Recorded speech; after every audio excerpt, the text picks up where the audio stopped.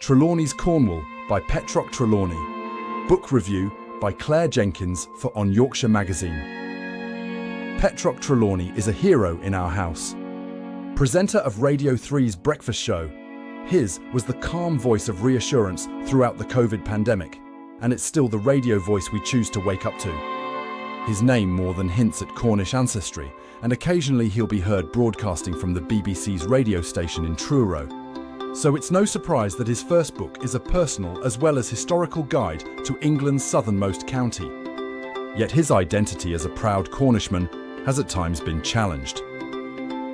The book begins with him visiting the village of Pellent on Trelawny Day, where the sister-in-law of the last Baronet Trelawny calls him fake. She subsequently explains, "I assumed you adopted Trelawny as a nom de plume, a romantic pseudonym to make you sound more Cornish. In fact," he points out, "it's on his birth certificate," but he reluctantly acknowledges that she has a point. Although the ancestral home was in Cornwall, he himself was born in Worcester, where his father, an army major, had been posted.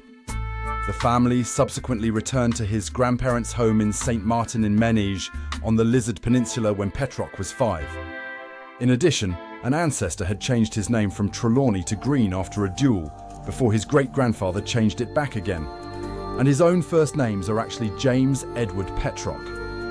As he writes in the book, this ancestral uncertainty spurred a desire to revisit the Cornwall I grew up in, to reclaim my Cornishness, to fill in the gaps in my historical and geographical knowledge, and to get to know and understand the social and economic divisions playing out in the place that I consider home. And reclaim it he does, researching not just his own background, but also the social and cultural history of this proud, contrary, richly storied place of more than 500,000 people. At times, I'd have liked to have heard more of his own stories beyond the tantalising glimpses he gives us of his childhood and adolescence. But then, unlike some of his Radio 3 colleagues, Trelawny is a private man, perhaps inheriting from his father a mastery at building walls to keep his feelings safely contained.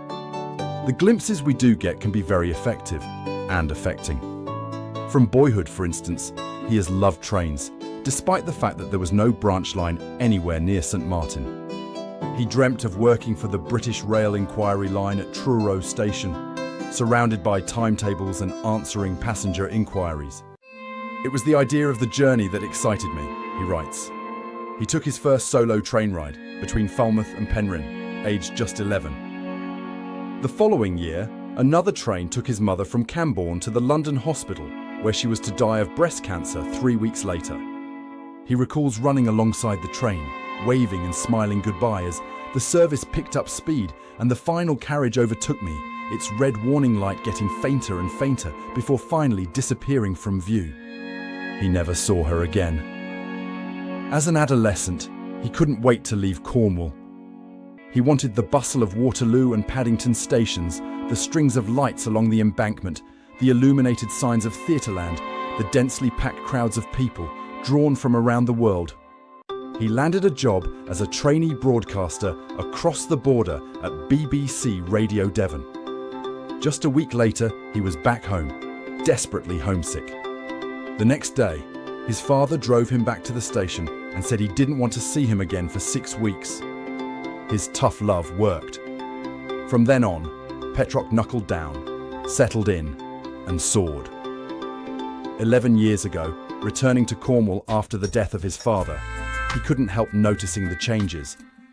Former fishermen's cottages are now holiday lets and second homes, sitting dark for half the year. The village shop has also gone, along with the filling station and Methodist chapel, converted into 2 houses. Although he recognises that the holiday makers who migrate west every year are a vital element of the story of Cornwall, his pride in the county's numerous attractions is tempered by the knowledge that tourism has dramatically changed some parts of Cornwall. He's gently critical of the part-time villagers who drink almond milk lattes, drive posh cars and live in trophy residences with balconies, conservatories and garden rooms, that enjoy uninterrupted views out to sea. There is no affordable housing left in some parts of Cornwall, like the picturesque fishing village of Coverack. He discovers a 1949 film, Born of the Sea, which shows what Coverack was like just after the war. It shows real fishermen laying crab and lobster pots, village girls picking the daffodil crop, a man thatching his cottage, homes revealing to the camera low beams, smoke-stained walls and heavy furniture. Today, he continues, these same rooms are painted in bright pastel colours with pale pine tables dressed with red gingham or duck-egg blue oilcloth. Blue and white striped Cornish ware mugs sit on sideboards, and above the nooks that once housed Cornish range stoves are positive signs. Live life in flip-flops, kitchen closed, I'm at the beach, generic holiday home tat. As he strolls through the village one January, most of the houses are dead, empty, locked shut for the winter. Reflecting on the Cornish word hiereth, meaning a melancholic homesickness, a nostalgic, wistful yearning for something that seems out of reach. He acknowledges that it's dangerous to idealize the past, but he finds it hard not to regret the loss of things like community, communal experiences, shared heritage. The book is a timely reminder of the richness of the county's history, its pioneering roles in Methodism, its fishing, farming and tin mining. Cornish miners were believed to be the finest in the world, travelling to far-flung parts to demonstrate their skills, hence the saying, if there is a hole dug anywhere on earth, you're sure to find a Cornishman at the bottom. There are the famous residents and visitors, including John Wesley, Daniel Defoe, and of course, Sir John Betjeman, the thriving music and arts scenes, the language, though he sadly admits he's not one of the 300-500 fluent Cornish speakers. Trelawny covers the area's role in the development of telecommunications as well as its rich maritime history, including Falmouth's role as Britain's principal mail port and centre of global trade for 150 years, and some terrible shipwrecks. One claimed the life of 23-year-old Charles Brownjohn, whose gravestone inscription reads, "The devoted and only son of a widowed mother." He never said an unkind thing to her in his life. References to Trelawny's own mother are scattered throughout the book. The Dingles department store where she used to buy dress fabric, the church where she used to play the organ after parking the family's red Renault 4 outside, memories of walking with her on Kennock Beach, that first solo train ride where she met him on the platform at the other end and helped him open the fiddly carriage door. Overall, this memoir cum travelogue is both a love song for Cornwall's heritage and an elegy to the changes it continues to see. An elegy too to his own losses.